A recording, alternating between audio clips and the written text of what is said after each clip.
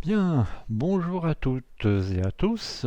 Ici donc c'est Dominique des modules Homer et Homer Prems. Donc aujourd'hui je souhaitais pour la première vidéo de cette nouvelle chaîne, je souhaitais donc faire une vidéo en français, qui est ma langue naturelle, ma langue maternelle. Je ferai certainement cette vidéo également en anglais, peut-être un peu plus tard. Donc là, en fait, je souhaitais vous présenter un module d'horloge. En fait, il ne fait pas que horloge, mais enfin, c'est à la base une horloge. C'est aussi un oscillateur basse fréquence, ce qu'on appelle un Low Frequency Oscillator en anglais, un LFO. Hein. Donc, il propose ce genre de fonctionnalité. Alors, on va rentrer dans le vif du sujet. Donc, je vais amener ce module ClockSpeed MK2 ou Mark II en anglais, si vous préférez, hein, MK2. Alors, pourquoi MK2? Parce qu'en fait, il existait, enfin d'ailleurs, il existe toujours, un module qui se nomme ClockSpeed, mais d'ancienne génération, bon, qui sera, je pense, amené à disparaître. Voilà. Sachant que ce module est quand même nettement plus puissant, plus optimisé, etc., etc. Bien. Alors, je vais zoomer un petit peu. Voilà. Alors, comment se présente ce ClockSpeed MK2? Et d'abord, qu'est-ce que c'est donc ClockSpeed MK2? Bon, mis à part que c'est un générateur d'horloge, c'est aussi un modulateur, hein, c'est-à-dire qu'en fait, il peut être modulé par une autre horloge, par un autre module, peu importe. Donc il fait partie, donc ce module fait partie de la gamme Homer Prems, hein, sachant que les modules Homer, enfin les Homer modules, il y a deux gammes. Il y a une gamme de modules gratuits, entièrement gratuits, avec le code source publié. Et donc une autre gamme, donc là c'est la gamme Homer Prems, alors Prems comme premium, hein. Donc en fait il s'agit d'un plugin commercial que je vends aux alentours de 10-15 € à peu près, mais sans passer par le store de VC Verac, hein, voilà. Et bon, ce module par contre, ClockSpeed, lui, est gratuit pour tout le monde. C'est-à-dire qu'en fait, même si en tant qu'utilisateur, vous n'êtes pas membre au Merprems, hein, si vous n'avez pas un fichier de licence, une clé au Merprems, de toute façon, ce module, lui, fonctionnera en version complète. Hein, voilà. Hein, d'ailleurs, ouais, c'est indiqué. Hein, si je fais un clic droit, la licence, hein, donc c'est la version complète pour tout le monde. Hein, for everyone. Ok.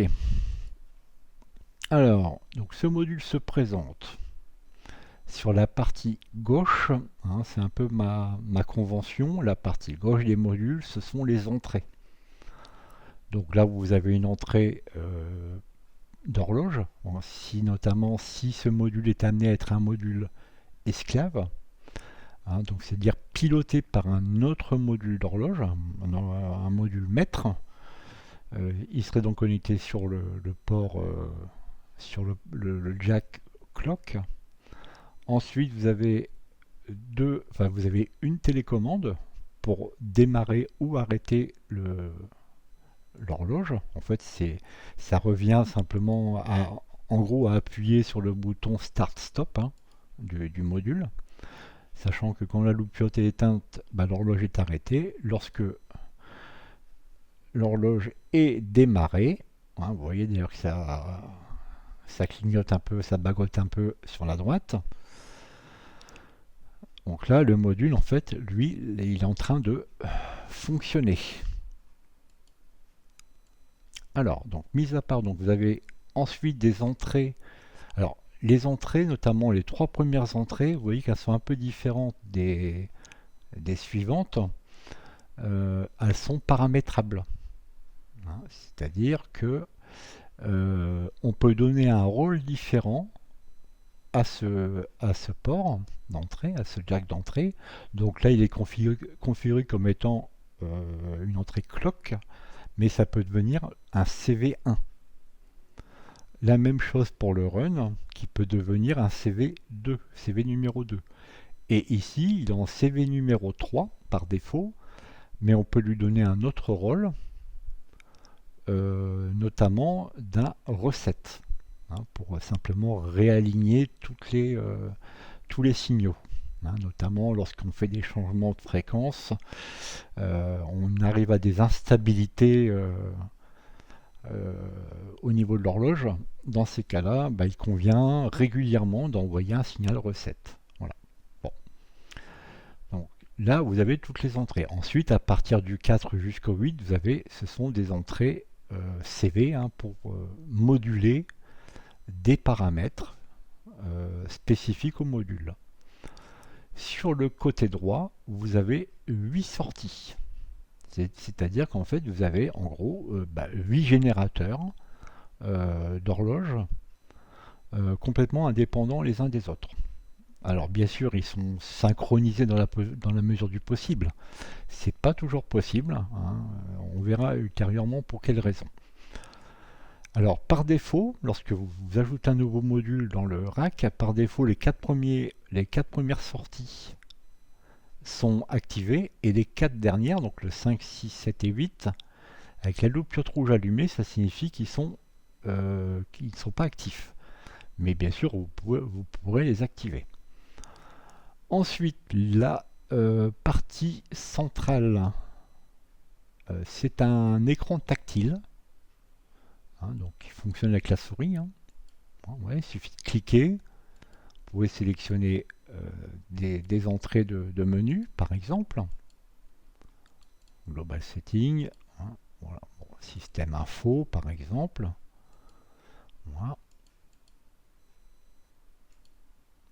Voilà, donc vous avez un menu, vous avez un écran type écran tactile, un peu comme une tablette. Bon, bien sûr, c'est à la souris. Ensuite, en dessous, vous avez un bouton Start Stop qui permet donc, comme je disais tout à l'heure, de démarrer l'horloge, le module en gros. Vous voyez, là, il bat la mesure à 120 BPM. Et si je l'arrête, là, tout s'arrête, quoi. Voilà. Ensuite, à côté, vous avez un bouton généralement qui sert à annuler quelque chose, à annuler une opération ou à revenir en arrière. Voilà. Bon, on verra aussi qu'il a une autre fonction, mais on va pas voir ça pour l'instant. Vous avez donc au-dessus un encodeur, on appelle ça un continuous encoder en anglais, donc qui vous permet de choisir le paramètre suivant au paramètre précédent, ou là ici en l'occurrence de régler par exemple le BPM de l'horloge. Ok. Vous avez un bouton bleu qui permet de valider. Voilà. Puis vous avez un bouton à côté. Ici, par exemple, ici j'annule. Voilà, il revient 120 BPM. Voilà. Bon, ça ne va pas chercher midi à 14h. Alors quand vous êtes dans les menus, par exemple comme ici, ça vous permet, l'encodeur vous permet de choisir le paramètre précédent ou le paramètre suivant, et après si vous validez, voilà, vous entrez dans une nouvelle page. Par exemple ici pour paramétrer un port de sortie, output 1, 2, 3, 4, 5. Par exemple je vais mettre le 5 en service. Je vais venir sur le... Alors soit je clique sur la case du 5, ou alors j'utilise l'encodeur comme ceci et j'appuie sur le bouton bleu. Voilà. Alors, si je veux le mettre en service, là faut que je rentre dans... Alors bien sûr là, par exemple, là je suis sur la sortie numéro 5. Donc là, comme il est sur off, le menu est limité. Parce que vous ne pouvez pas changer en fait un port qui est off, qui est hors service. Mais pour le modifier, vous vous venez sur Modifier, ici. Voilà. Alors, vous voyez, donc là, elle est bien sûr off. Si vous voulez qu'il y ait une autre fonction, par exemple, qui batte au BPM divisé par 2, admettons, hein, on va choisir divisé par 2, on valide, et là, vous voyez que là, le menu a changé, parce que là, maintenant, le port numéro 5 est devenu fonctionnel.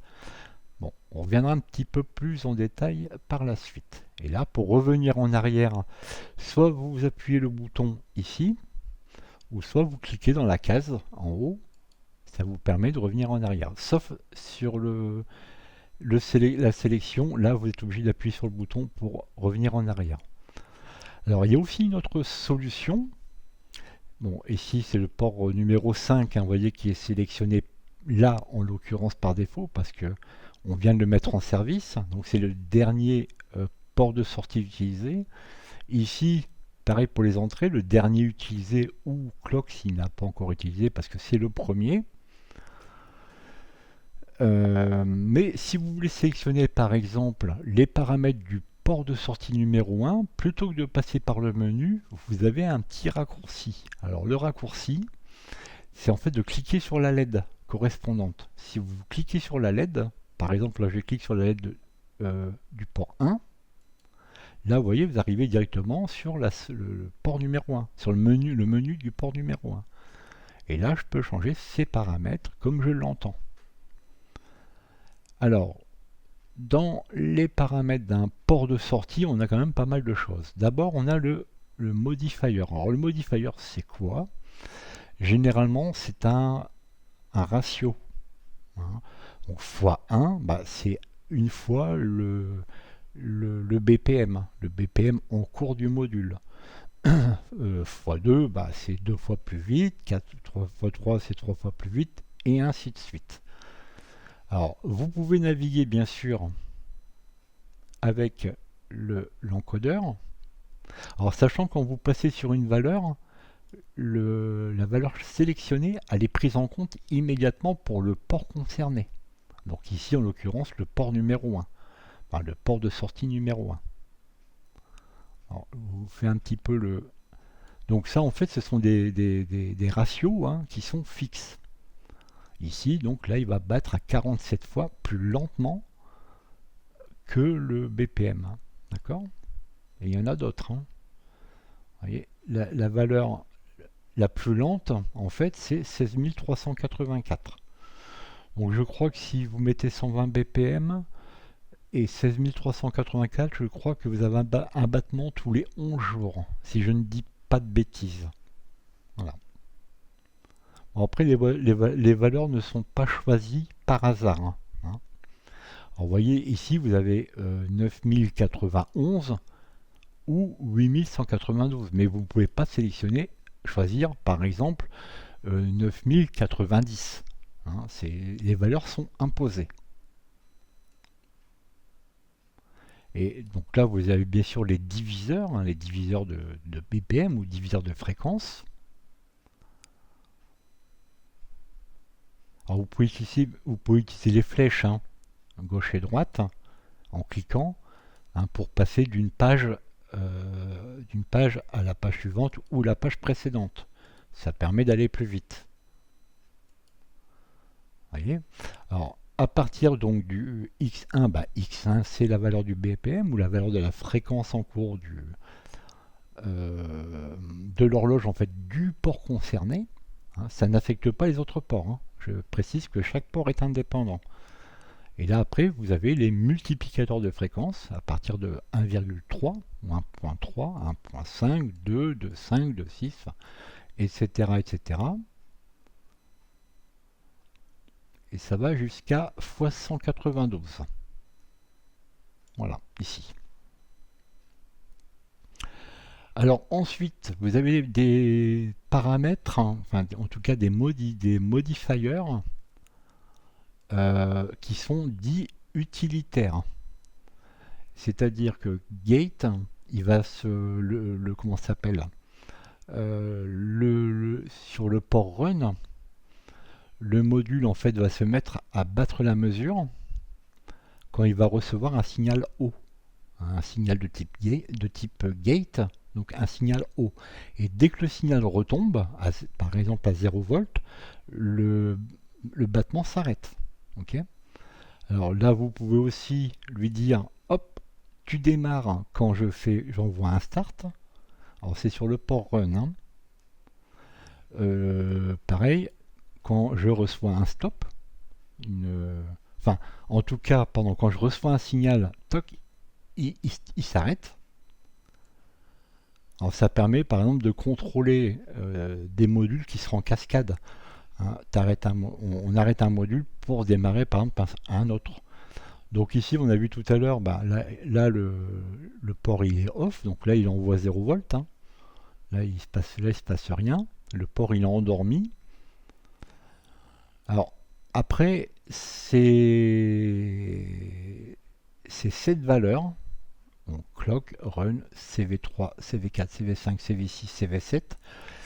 En fait, ça signifie que à partir d'un port CV valable, alors là, vous voyez, ça vous indique pas connecté. Bah oui, pas connecté.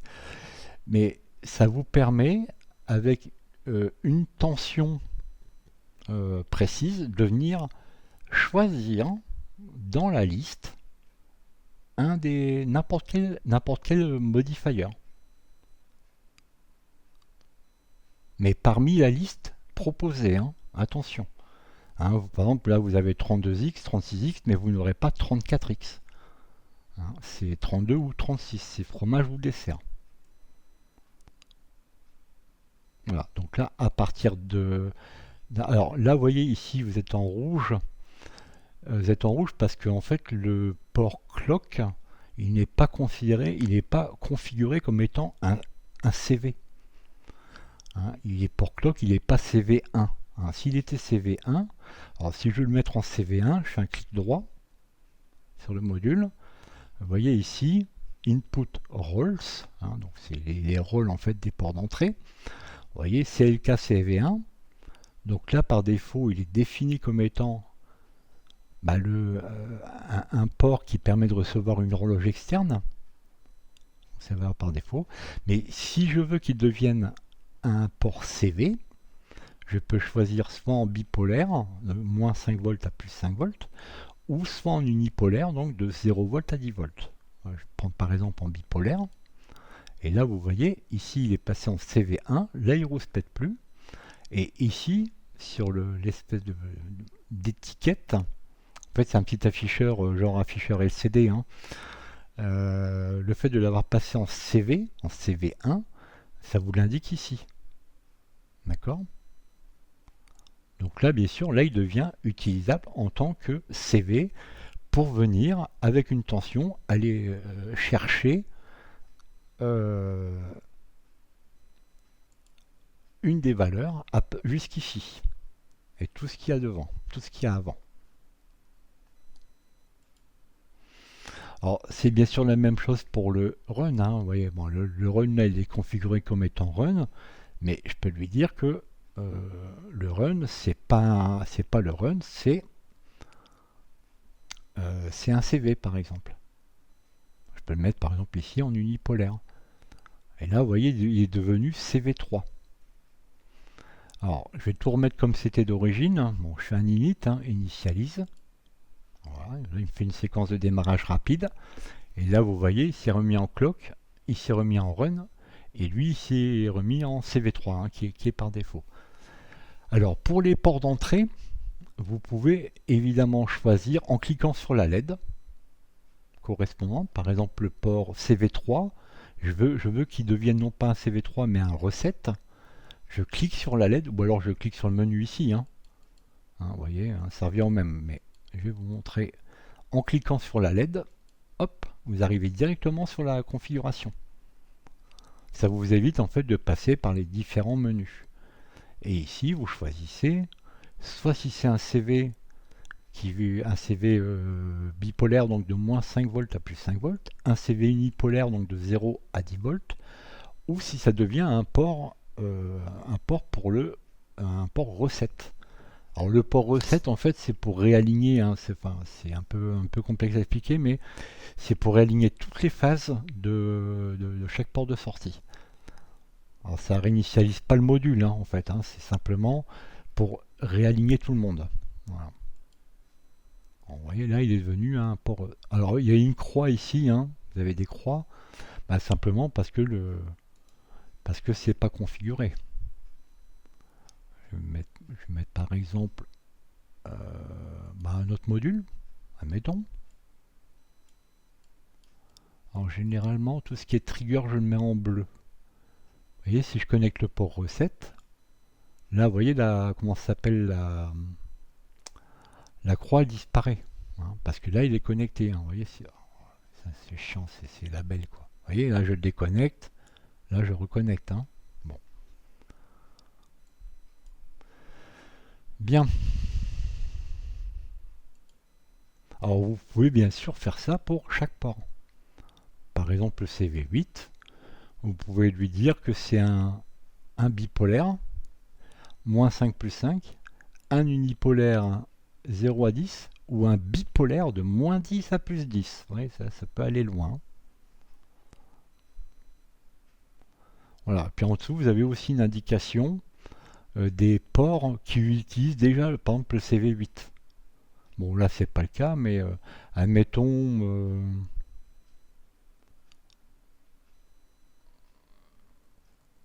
moi, je vais prendre un unipolaire, admettons, hein, sur le CV8, je vais lui mettre un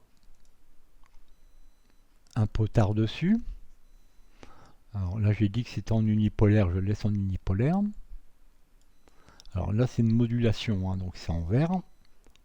C'est ma convention, en fait, c'est la convention de Omri-Cohen. Le bleu pour les triggers, les gates. Le vert pour les modulations. Le jaune pour le volt par octave. Et le rouge pour tout ce qui est audio. Voilà. Voilà, ouais, là, je change la valeur du... En fait, je lui envoie une tension. Hein. Vous voyez, bon, 6 volts, 6 volts 84.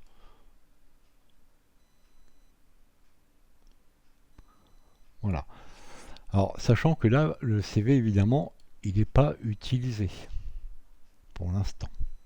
Mais si je veux l'utiliser, par exemple, pour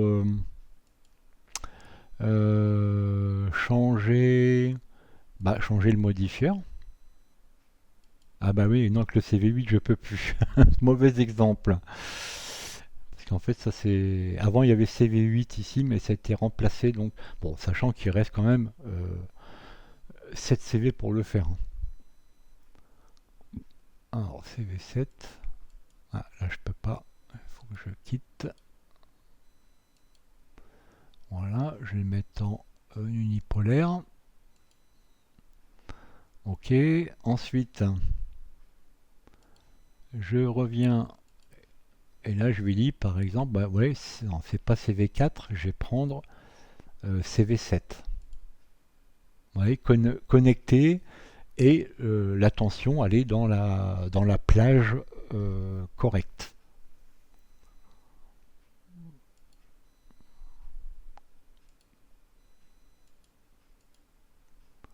Et là, vous voyez, là, du coup, maintenant, ça m'indique que le CV7 est utilisé par le port de sortie numéro 1. Parce que vous avez une petite pastille verte. Alors si je le débranche, hein, vous voyez, ça passe en grisé. Hein, parce qu'il est réservé, hein, l'assignation elle existe, mais c'est pas connecté. Voilà.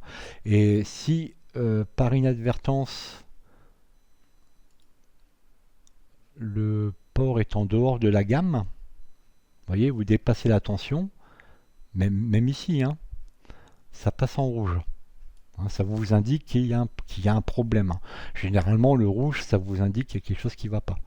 Bah là, c'est parce que la tension, elle est au-delà de plus 5 volts. Elle est à 5 volts, 5 volts 45, presque 5,46. Et si je redescends là dans une plage normale, 4 volts 8, 4 volts 84, là, vous voyez, ça repasse en vert. Ok. Alors, j'ai attaché un oscilloscope Bon, je vais prendre celui de Count Modula, qui ma foi est assez bien fichu. Et je vais lui connecter. Alors là, je vais prendre du rouge parce que vous voyez, les potards sont rouges. Donc, je vais prendre un câble rouge et le mettre sur le port numéro 1. Alors, je vais démarrer l'horloge. Alors là, enfin, on voit pas très bien. Mais là, en fait, là, il envoie des impulsions. Alors, euh,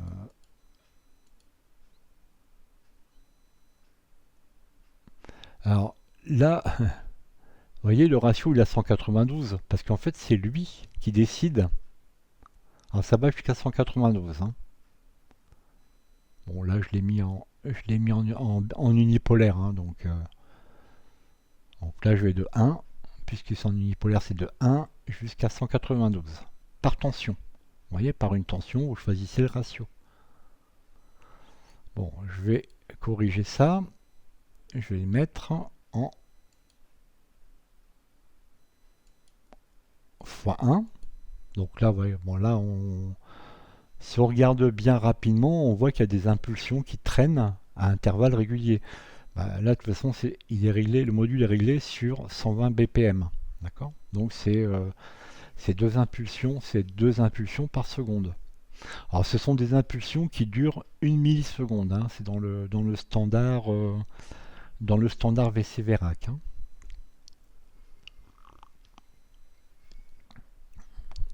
Alors bien sûr, je fais quand même un survol. Hein.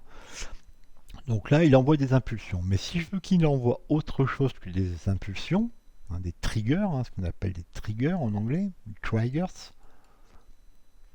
Donc là, je viens sur le port de sortie concerné. Et là, je sélectionne Waveform. Vous voyez, d'ailleurs, c'est Pulse hein, qui est sélectionné. Je peux choisir. Alors, attendez, avant de changer, je vais changer le P-Width, c'est-à-dire le Pulse Width, pour faire de la ce qu'on appelle la PWM. Là, j'ai élargi un petit peu le.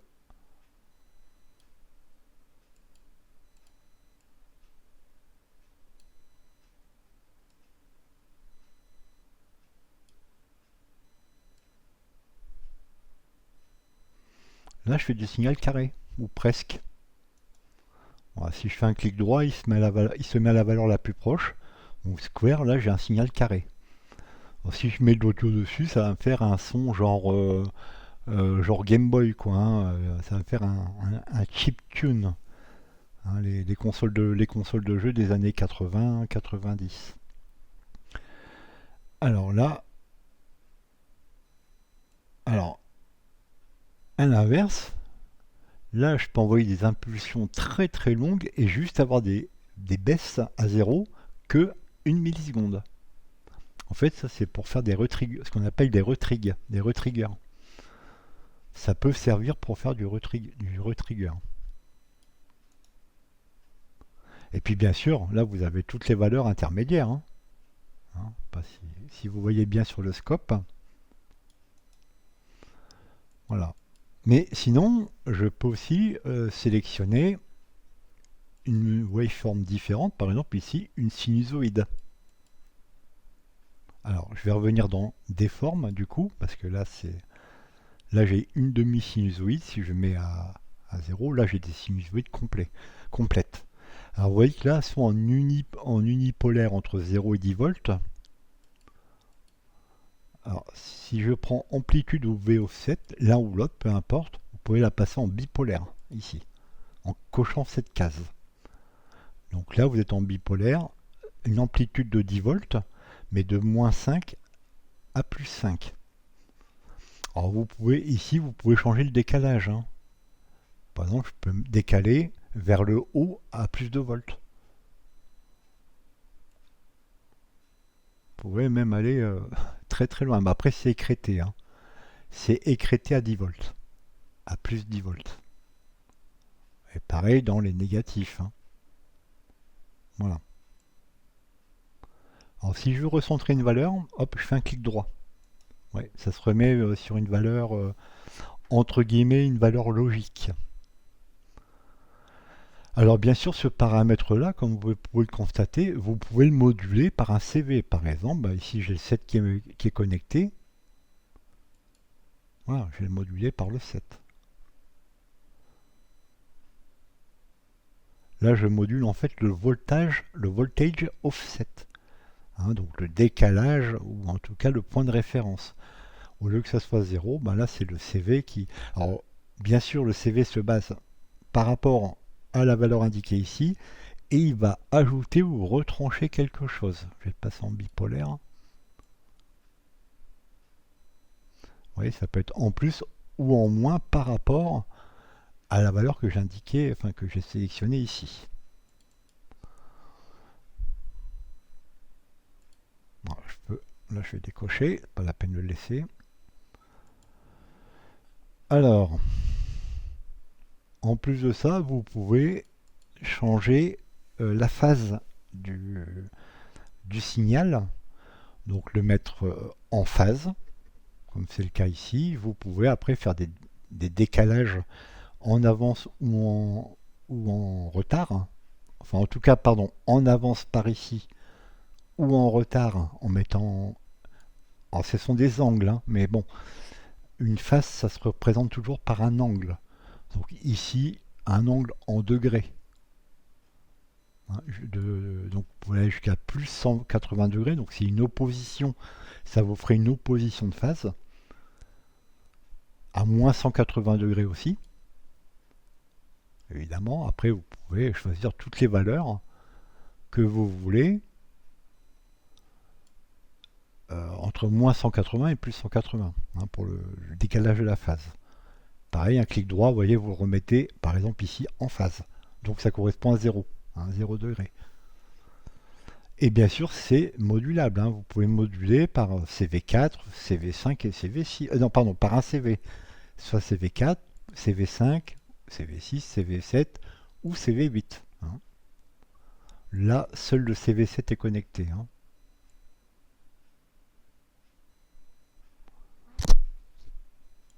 Ok.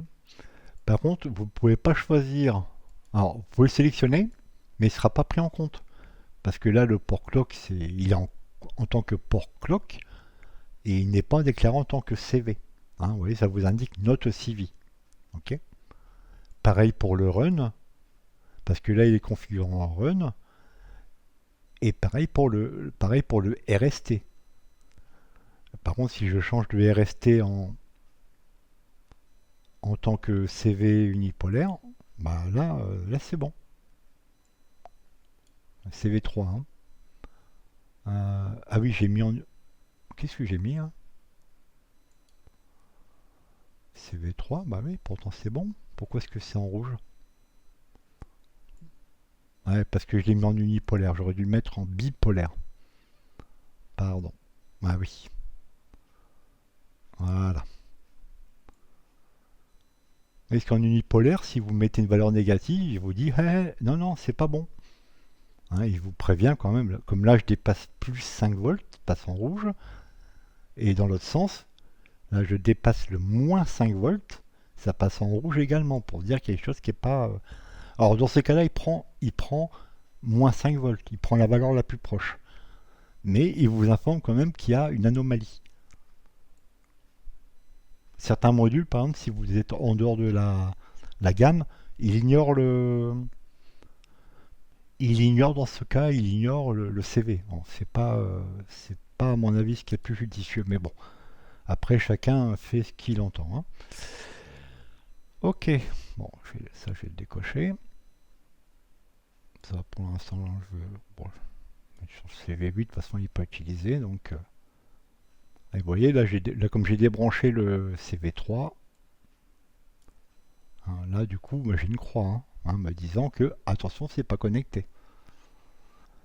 Alors ensuite, vous avez d'autres fonctions. Par exemple, vous avez une fonction de... Alors, vous avez le quantizer. Alors le quantizer, ça vous permet de, comme son nom l'indique, de quantiser ou de quantifier les valeurs de sortie sur... Alors là, c'est pas quantifié parce que j'ai rien sélectionné, mais de quantifier sur des valeurs les plus approchantes. Alors, ça correspond bien sûr à des tensions, et les tensions correspondent à des notes de musique. Par exemple, ici le Do, ici le Mi, et puis admettons le La. Ouais. Je vais retirer un des. Alors, je peux faire une rotation, hein. On peut les faire tourner, hein, évidemment. Alors, on peut tout effacer ou tout mettre. Voilà. Mais là, vous êtes sûr que les valeurs qui sortent sont quantifiées. Ce qui fait que ça peut être récupéré, par exemple, par un. euh, alors là, c'est plutôt en fait dans le cas où vous voudriez faire du volt par octave, hein, mais pour que ça soit récupéré, par exemple, par un séquenceur ou même par un instrument ou enfin un synthétiseur ou ce que vous voulez. Alors, bien sûr, si je fais un clear ici, comme il n'y a aucune note de placée, vous voyez, c'est quand c'est actif, vous voyez, c'est vert, hein. Hein, vous avez du vert. Donc là, le quantifieur, le quantizer, là, il est désactivé. Alors après, qu'il soit activé ou pas au niveau ressources, c'est pareil, hein. Il considère toujours qu'il l'est, en fait. Voilà. Alors au-dessus, vous avez certainement remarqué que vous avez un euclidéan. Alors là, actuellement, il est grisé parce qu'en fait, l'euclidéan, pour ce module, n'est pas encore développé. Hein, j'ai encore beaucoup de travail à faire sur ce module. Il n'est pas terminé. Sachant qu'en plus, là, je me suis lancé dans un nouveau module qui est voilà, en termes de développement, c'est monstrueux, quoi, hein. C'est un synthétiseur FM, enfin plutôt Phase Modulation, un PM, à 6 opérateurs, un petit peu dans l'esprit du DX7, hein, de Yamaha.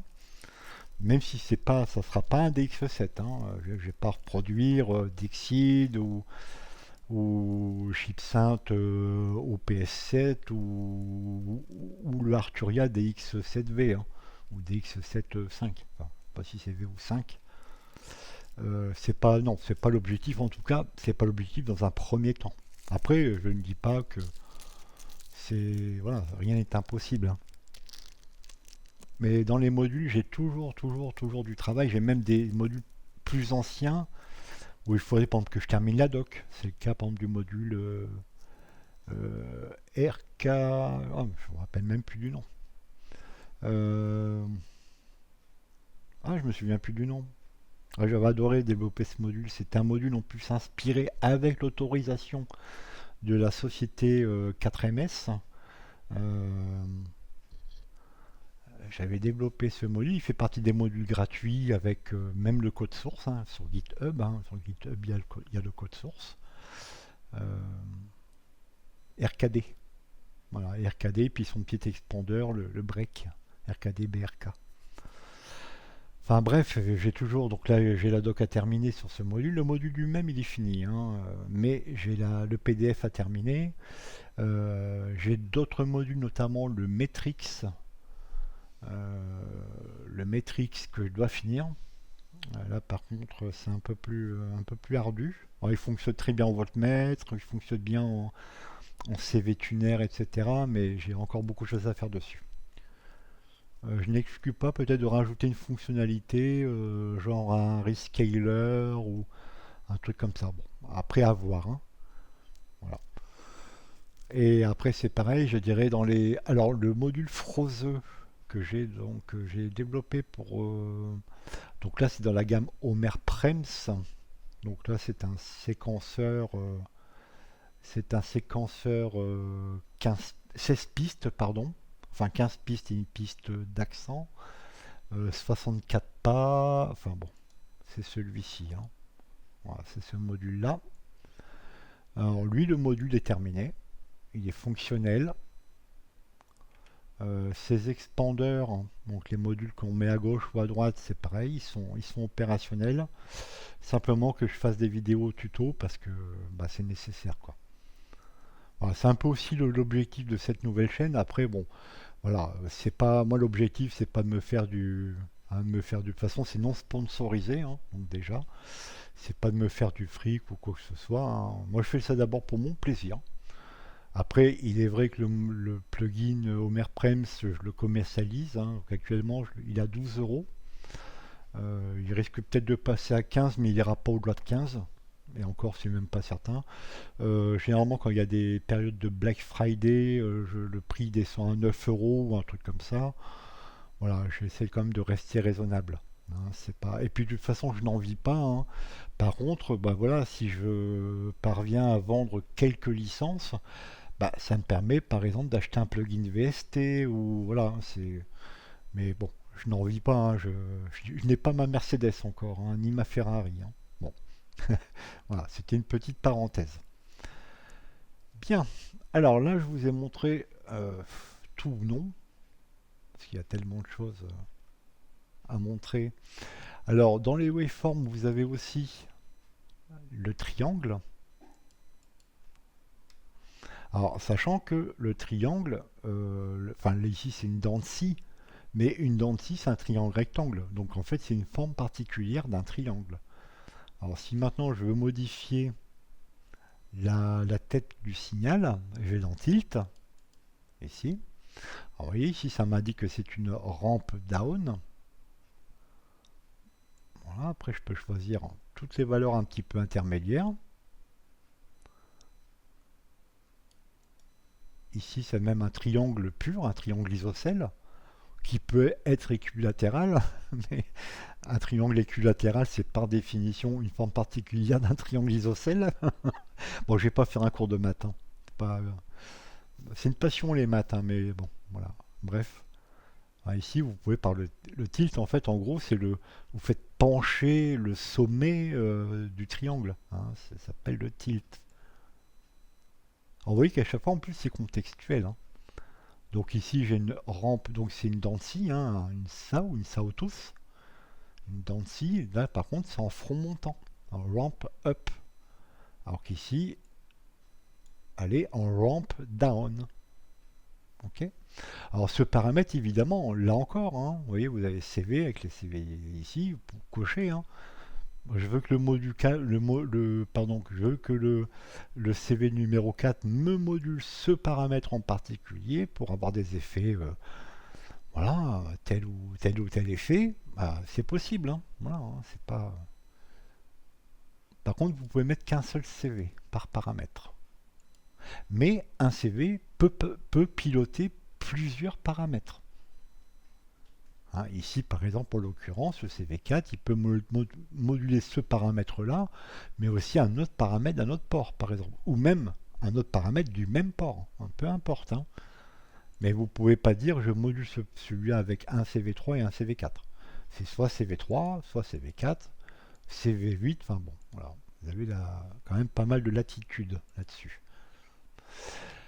Bien, alors maintenant je vais revenir donc aux formes d'ondes. Donc, pardon, donc ici c'est bon, on va diviser par 2, voilà, ça va être un peu plus lent. On va la multiplier par 3, allez, soyons fous. Donc là elle est 3 fois plus vite que le BPM. Hein. Le BPM est à 120 BPM, ça fait 2 Hz. D'ailleurs vous voyez c'est indiqué ici. Ah oui, donc là ça fait 2 tiers de Hertz, quoi. Parce que c'est divisé par 3. Ouais. Ah non, pardon, excusez-moi, c'est multiplié, excusez-moi. C'est multiplié par 3, donc c'est à 6 Hz. Alors, sachant qu'on peut quand même monter... Hop, pardon, excusez-moi. Pour changer le BPM, il faut que le menu ici soit grisé. Hein, sinon, bah, si le menu est actif, là vous naviguez dans le menu, il ne se passe rien. Hein. Donc vous appuyez sur le bouton, au pire vous appuyez sur ce bouton là, hop, et puis là vous modifiez en tournant la roue. Alors pour aller plus vite, vous maintenez la touche Shift appuyée. Ouais. Voilà. Et là vous pouvez aller jusqu'à 500 Hz. Hein, c'est un petit peu pour un LFO. Là vous êtes déjà dans le domaine audio. Hein, si je branche le haut-parleur, là vous avez du son.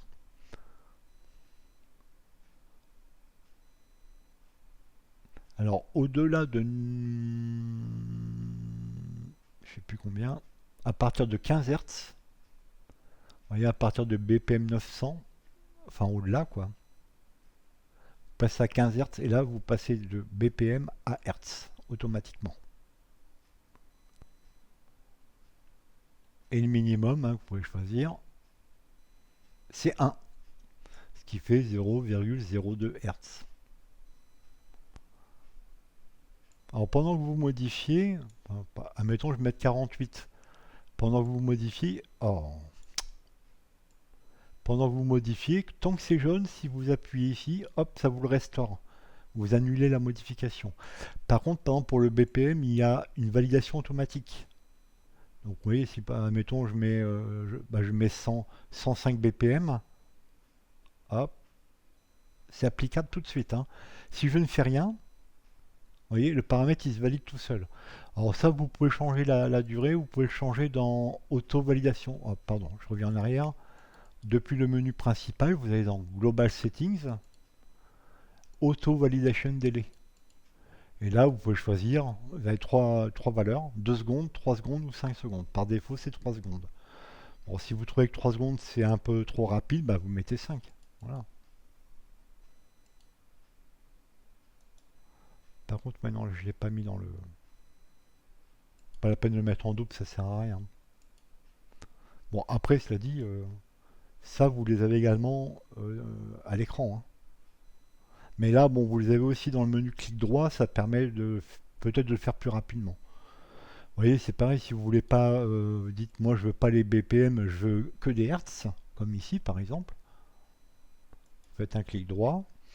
Prefer Frequency rather than BPM. Voilà, vous activez cette option-là. Et là, ici, vous voyez, là, il vous indique l'horloge, mais vous l'indique en Hertz. Il ne vous l'indique plus en BPM. Alors, c'est pour le module, bien sûr, sur lequel vous faites l'opération, hein. Pardon. Je me fais encore avoir, hein. Alors, il ne vous indique pas le BPM équivalent, hein, quand vous mettez en Hertz, hein. Il vous indique la valeur en Hertz, point, quoi. On va mettre par exemple sur 4 Hertz. Alors pareil, hein, vous pouvez accélérer avec la touche Shift, hein, et vous pouvez au contraire faire plus finement en maintenant contrôle. Hein, la touche contrôle, contrôle gauche ou commande gauche, hein, si vous êtes sur Macintosh, sur Mac. C'est commande, vous maintenez et vous tournez en même temps. Voilà. On va mettre sur 4. Hop. 4 3. Hop, 4 Hz. Voilà. Et là, il va se valider au bout de 5 secondes. Voilà. Et tant que vous ne l'avez pas validé, si vous cliquez sur le bouton d'annulation, bah, il vous remet la valeur que vous aviez précédemment, avant de faire la modification. Bien, quoi dire de plus? Alors, là, je vais vous prendre un scénario de module que je vais mettre en... Alors, celui-là, je vais le retirer, j'en ai pas besoin pour l'instant. Un scénario dans le cas où j'ai un module maître, que je vais démarrer d'ailleurs, qui a 120 BPM pour l'instant, un module maître en fait qui va venir contrôler ou qui va venir moduler en fait une autre horloge. Donc là c'est un module, il devient modulateur d'horloge. Ok. Alors là vous voyez il envoie des impulsions, hein. Hein, voilà. Parce que c'est par défaut, hein, c'est le voilà l'âme. Et là bon là il a détecté que bah bon, je vais remettre en BPM, hein. Voilà. Là, il m'a détecté que, effectivement, bah, le tempo, hein, le tempo qui est imposé par ce module-là, c'est lui qui impose le tempo. Vous voyez, lui, il est en master, hein, ça vous l'indique, je vais zoomer un petit peu dessus, par une petite pastille blanche. Ça vous indique que ce module, c'est un module d'horloge qui est maître, alors que celui-ci, en fait, bah, comme il n'est pas master, donc il est forcément esclave. Et là, en fait, là, il détermine. Vous voyez, ça vous indique external clock, hein, parce que c'est via le port clock. Il va compter en fait le nombre d'impulsions par seconde et ça va calculer automatiquement le BPM. Alors là il est en mode pulse, hein, parce qu'en fait, c'est les impulsions qui définissent le BPM du module esclave. Et ça vous indique qu'il est en externe, un external clock. Alors qu'ici, vous voyez, c'est clock parce que c'est le master. C'est lui qui, voilà, si je le change, hein, par exemple, je mets 145, admettons, bah, lui il va se réajuster en fonction de ce que je lui ai envoyé. Alors lorsque vous avez un module qui est comme dans ce cas en esclave, c'est-à-dire avec le port clock connecté et dont la fréquence ou le tempo est géré par un autre module, un module maître, vous avez des options dans ce cas uniquement, hein. En tournant l'encodeur, vous pouvez choisir, il y a tout un tas d'options. Alors là, ça vous indique par pulse.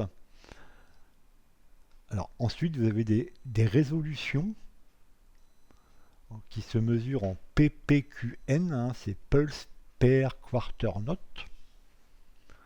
Alors l'avantage, c'est que ce système, ça vous permet notamment quand vous mettez un PPQN élevé, admettons on va mettre 96, voire même davantage, hein. On peut aller à 192. Allez, soyons fous. Voilà. Alors bien sûr, là le ratio est plus bon, hein. Et ici, il faut que je lui mette en conséquence. Donc ici, bah, je vais changer de 1x, enfin de x1, je vais changer le modifier, et je vais mettre 192, fois 192.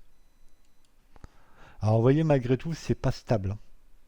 Malgré que, bon, après, c'est peut-être parce que, ouais, 145 déjà, c'est vrai que c'est, avec les valeurs impaires, c'est toujours un peu embêtant. Mais là, c'est jamais stable. Après, ça bagote quand même assez vite, mais c'est quand même plus précis. Bon, après, le module lui-même, il change pas comme ça bagote. En fait, il interpole ce qu'il trouve. Hein, là, c'est juste à l'affichage.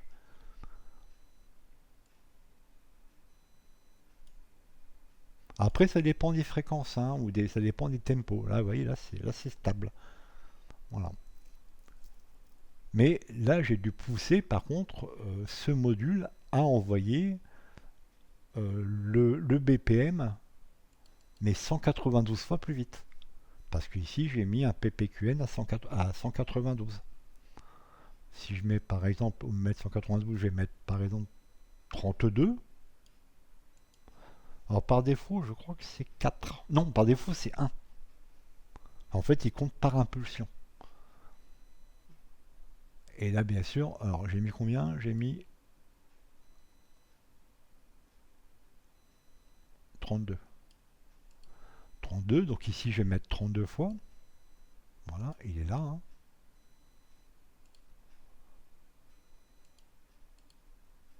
Voilà. Et là, pareil, hein, si bien sûr je change le module maître, lui, bien entendu, il va s'ajuster. Et le fait d'avoir mis un PPQN plus élevé, bah, ça permet en fait à l'horloge ou aux horloges esclaves de se resynchroniser rapidement sur le nouveau BPM. Que c'est une résolution en fait, hein, de.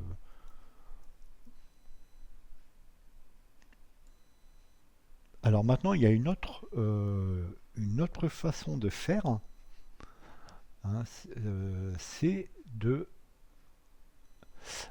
fonctionner en BPM CV. C'est-à-dire qu'en fait, le BPM dans ce cas-là, ici, vous voyez, ça me l'indique en jaune. Dans ce cas-là, le BPM, il sera. Alors, bien sûr, là, c'est.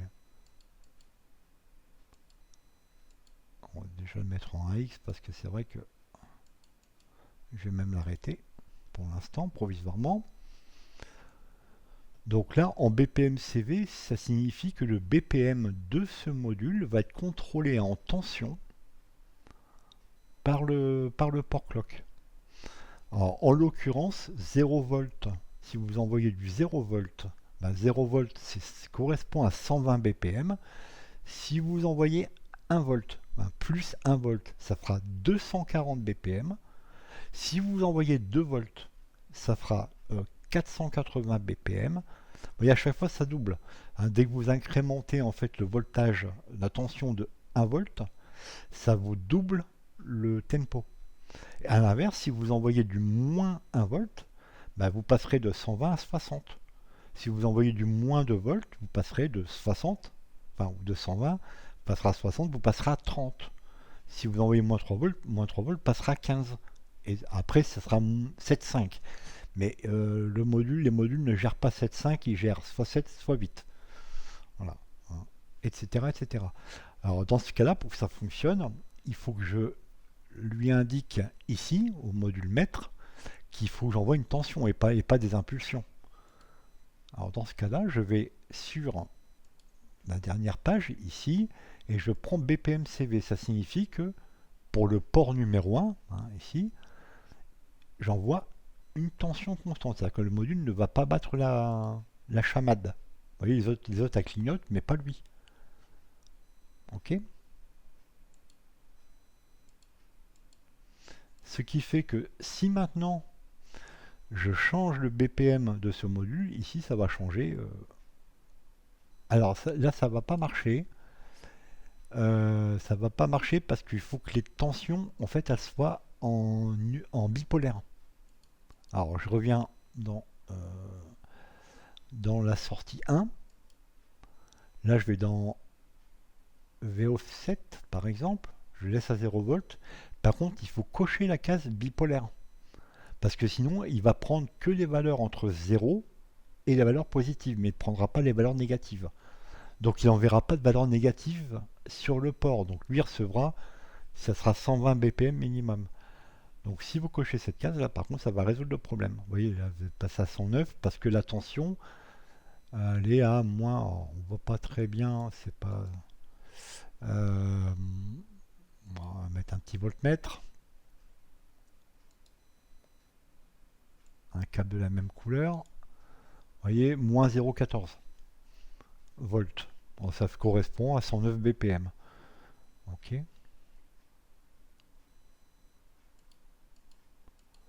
Et là maintenant, si je change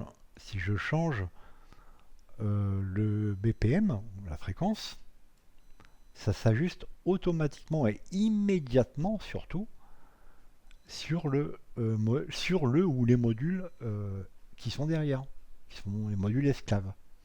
Alors l'avantage du BPM CV, c'est que c'est beaucoup plus stable par rapport au système en fait de comptage d'impulsion. Même si on utilise un PPQN élevé, etc. Là, en fait, c'est le principe en fait de l'analogique. Hein. C'est qu'en fait, vous avez deux modules d'horloge au lieu de, de faire une détection numérique, hein, c'est-à-dire par un nombre d'impulsions par seconde.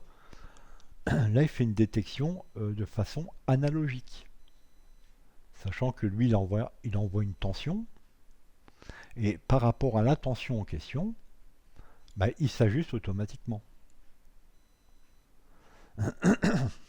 Alors si je mets par exemple 240 BPM,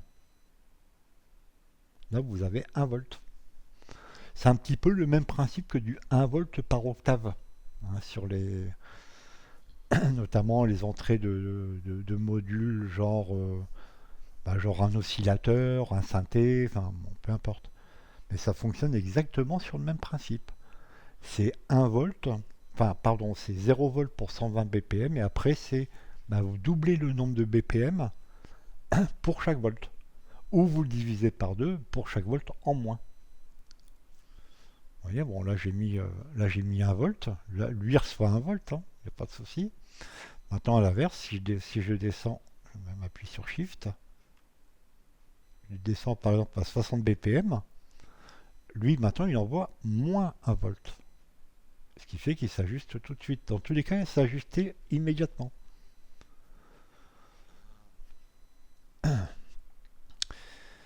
Bien, donc là, ce sont vraiment des cas spécifiques d'utilisation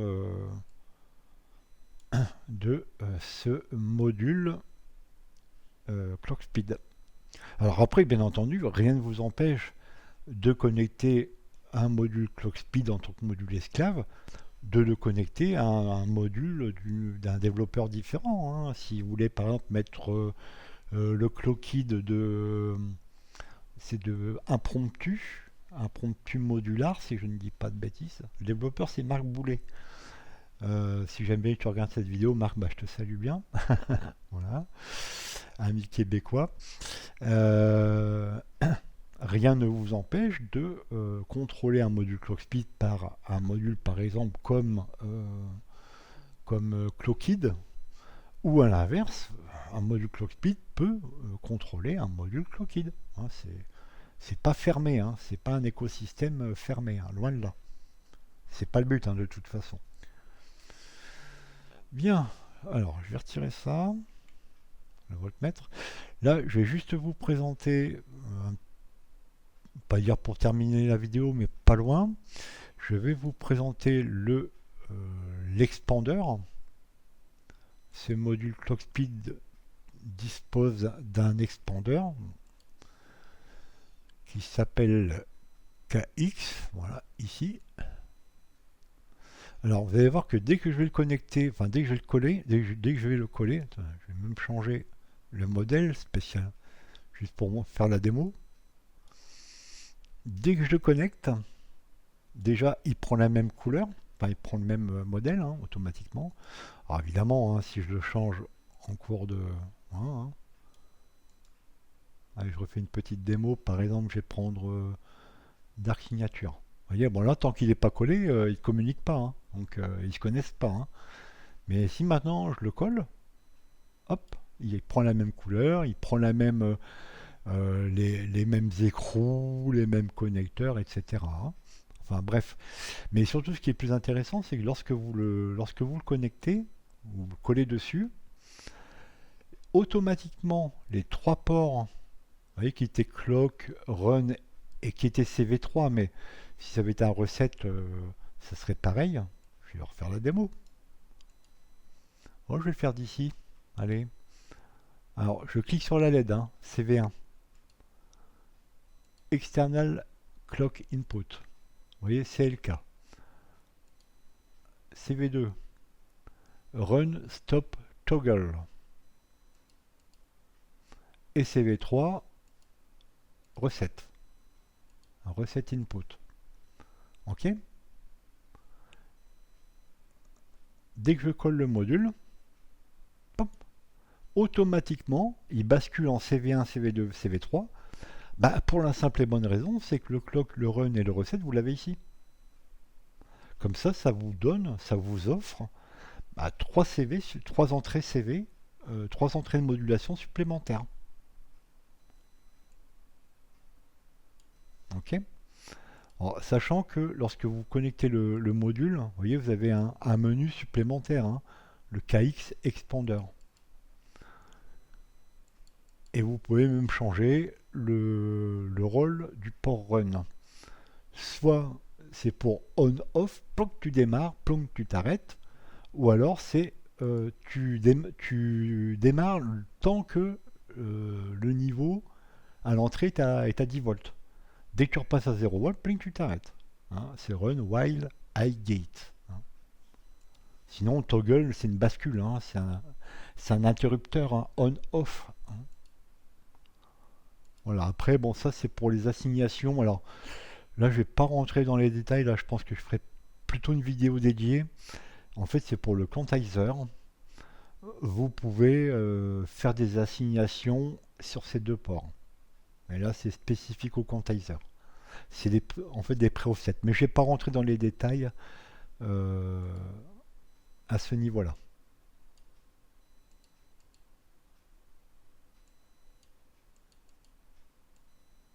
Alors même si je le déconnecte, de toute façon c'est pas grave. Hein, lui il fait toujours il fait comme s'il était là, ce qui fait que dès que je le recolle, en fait, il prend les paramètres que je lui indiquais. Par contre, si je le décolle, vous voyez le menu, il apparaît ou il disparaît.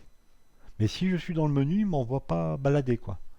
Il reste dedans, il mémorise ce que je lui indique, et dès que je remets le module dessus, plein, il lui envoie les paramètres. Tiens, je dis maintenant tu bosses avec ça.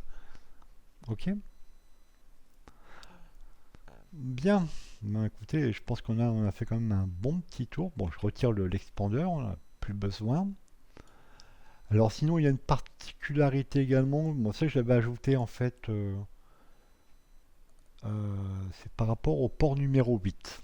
Alors le port numéro 8, le port de sortie numéro 8, Et il a une particularité, c'est qu'on peut lui dire, voilà, le port 8, tu lui envoies la master phase, c'est-à-dire la phase, vraiment la phase maîtresse du module, sous forme d'une rampe, donc c'est une Dancy, hein, c'est une Saotos, de 0 à plus 10 volts. Alors bien entendu, le module, là, enfin le port était arrêté, mais là il ne l'est plus, hein, parce que je l'ai indiqué, je lui ai dit maintenant tu as un nouveau rôle.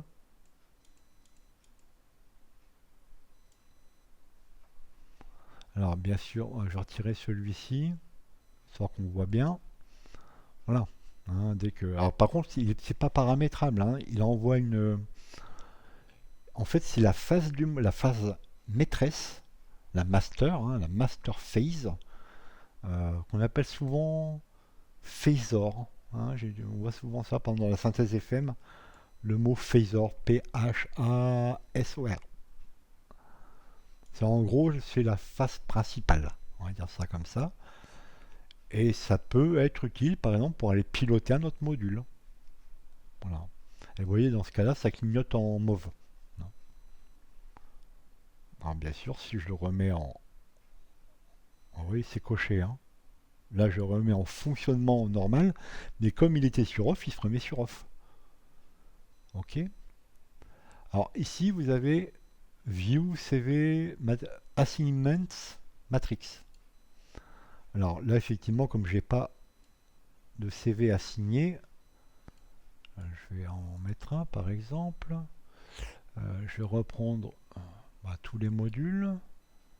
Moi, je prends toujours ce module là, parce qu'il est assez pratique. Je vais le mettre en bipolaire, 10 volts, ou je vais même le limite. Si, pardon, 10 volts. Je vais utiliser admettons, le CV4. Voilà, bon, là la tension elle est trop élevée parce qu'elle est à moins 10. Voilà, je vais mettre par exemple à 3 volts, plus 3 volts. Voilà. Donc là, il ne rouspète pas, hein, c'est vert. Et maintenant, je peux lui dire, camarade, le CV4, tu vas par exemple me moduler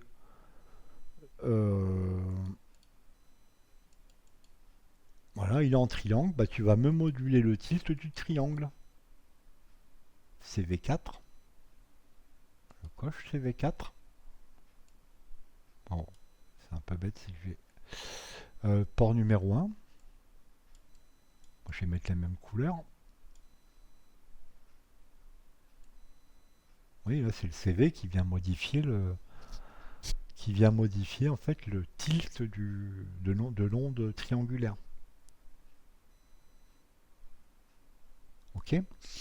Et maintenant, si je viens dans View CV Matrix Assignments Matrix, ici il m'indique que pour le CV4 c'est utilisé, alors il ne dit pas lequel, hein, mais ça indique que pour le CV4 il est utilisé par le port de sortie numéro 1. Sur le même principe, alors là je vais mettre un jaune, on va lui dire, donc là c'est le port numéro 2, hein. On va lui dire par exemple, ouais ça me va très bien, on peut mettre un sample hold, hein, par exemple. Vous mettez ce que vous voulez, hein. Density, par exemple la densité, on va venir la gérer avec également le CV4. Ça c'est tout à fait possible. Et dans ce cas, là vous voyez que pour le port 1 et pour le port 2, il y a au moins un paramètre qui est modulé par le CV numéro 4. Ici en l'occurrence le tilt du triangle du port 1 et la densité du sample and hold, ouais, du port numéro 2. Ouais, c'est pas, franchement vous faites pas ce que vous voulez mais presque. Voilà un petit peu, oui, si je débranche, ouais, vous voyez les deux passent en gris, hein, parce que oui c'est débranché. Au même titre s'ils sont trop élevés ça passe en rouge. Bon là bien sûr c'est le même CV, hein, donc Si le CV4, vous voyez, il est en rouge, ben oui, le CV4, il est en rouge, quoi. Ok. Bon, sinon, il n'y a pas de piège particulier. Bon, donc vous avez 6 modèles. Vous avez le modèle aluminium. Vous avez le modèle Stage Repro. Donc un peu comme les claviers de chez, je sais plus comment ça s'appelle, Clavia, les Nord Stage et compagnie. Ils sont cette couleur rouge. Vous avez le Absolute Night, donc la nuit absolue. Alors les trois premiers, vous avez des connecteurs argentés pour les trois premiers modèles. Hein, que ce soit aluminium, que ce soit Stage Repro, hein, oui, c'est métallique argenté quoi. Pareil pour les écrous, pareil pour les boutons. Et à partir du premier modèle signature, ici, bon, il y en a trois également, hein, à partir du premier modèle signature, bah là vous passez dans une gamme signature, donc on va dire avec des matériaux de meilleure qualité. Enfin, c'est un peu pour simuler ça. Donc là vous avez des écrous dorés, des boutons dorés et la connectique dorée, hein, plaqué or, on va dire ça comme ça. Voilà. Alors, signature. Pareil pour le fork Knox signature. Bon là c'est fait qu'un dégradé, hein, bon. Et vous avez le titanium. Voilà. Signature également. Bien. À quoi dire de plus? Bon, si toutefois j'avais des points éventuellement à reprendre, bon, je n'hésiterai pas à rajouter une ou des vidéos complémentaires. Bien, en tout cas, je vous remercie de votre attention. J'espère ne pas avoir été trop ennuyeux. Parce que c'est vrai que j'ai un rythme d'élocution assez lent, mais bon. Il y a des personnes qui sont non francophones, mais qui comprennent un peu le français, donc je me mets un peu à leur place aussi. C'est un peu je vais dire ma marque de fabrique. Puis bon, je suis ancien formateur, hein, donc voilà. Il y a un petit peu les restes de la déformation professionnelle, on va dire ça comme ça. En tout cas, je vous remercie de votre attention et puis bah, je vous dis à bientôt pour une prochaine vidéo. Allez, portez-vous bien. Ciao, ciao.